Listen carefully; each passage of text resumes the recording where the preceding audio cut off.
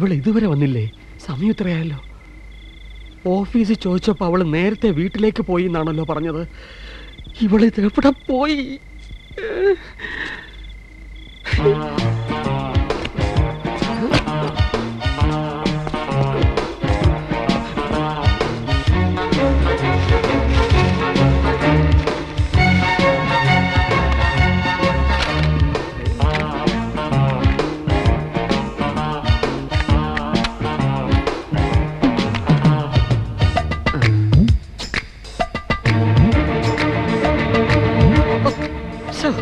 സത്ത് പാട്ടി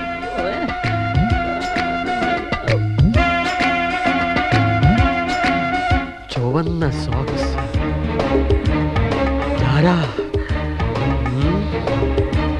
ഇത്രയും മതി, ഞാൻ പിടിച്ചോളാം.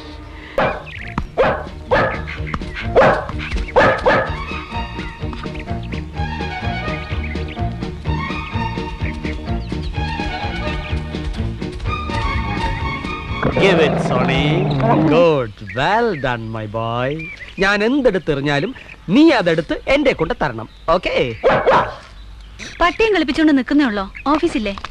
നായ്ക്കളെന്നൊക്കെ പറഞ്ഞ നന്ദിയുള്ള ജാതിയാ, വഞ്ചിക്കില്ല. ഇന്നലെ നീ എന്താ ലേറ്റ് ആയത്? ഓഫീസിൽ ഒരല്പം വർക്ക് കൂടുതലുണ്ടായിരുന്നു. ഞാൻ അവിടെ വന്നപ്പം നിന്നെ കണ്ടില്ലല്ലോ. ഞാൻ ഫീൽഡിൽ പോയിരുന്നു, വർക്കേഴ്സിന് കൂലി കൊടുക്കാൻ. നീ എന്നിട്ട് ഇവിടെ വന്നിട്ടാണോ പോയത്?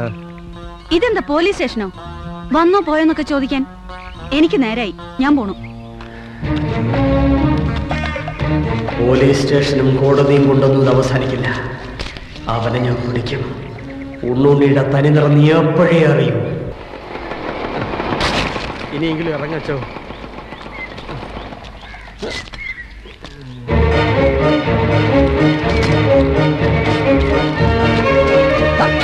ചോപ്പല്ല. എന്താണോ ഇത്? ചാകണോ വെച്ചോ?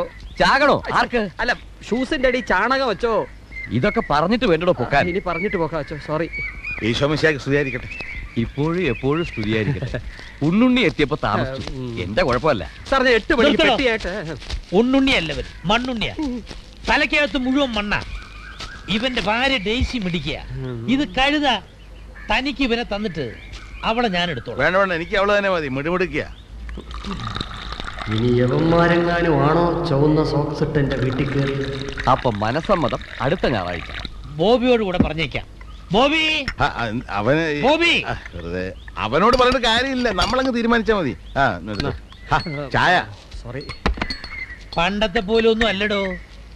വിവാഹം സ്വർഗത്തിലൊന്നും അല്ല, ഭൂമിയിൽ തന്നെ ഇഷ്ടപ്പെട്ടവര് പരസ്പരം തീരുമാനിച്ചങ്ങ് നടത്തുക. ചാക്കോച്ചൻ പറഞ്ഞതാ ശരി. ഇഷ്ടമില്ലാത്തവരെ പരസ്പരം കൂട്ടിയിണക്കുന്നത് ശരിയല്ല. അവസാനം വെറുതെ ദുഃഖിക്കേണ്ടി വരും.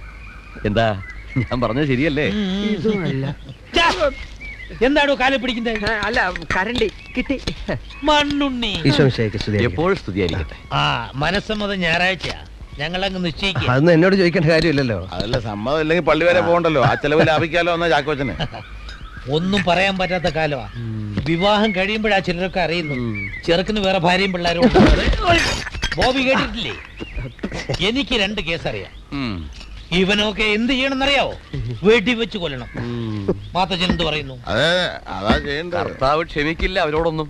വല്ലവന്റെ ഭാര്യയെ തട്ടിക്കൊണ്ടു പോകുന്നതിനോട് കർത്താവ് ക്ഷമിക്കോ വെച്ചോ? ഒരിക്കലുമില്ല. എനിക്ക് അതറിഞ്ഞാ മതി. ഞാൻ എന്നാ പോട്ടെ. ഓഫീസിലേക്കല്ലേ? ശരി, പോയിക്കോ.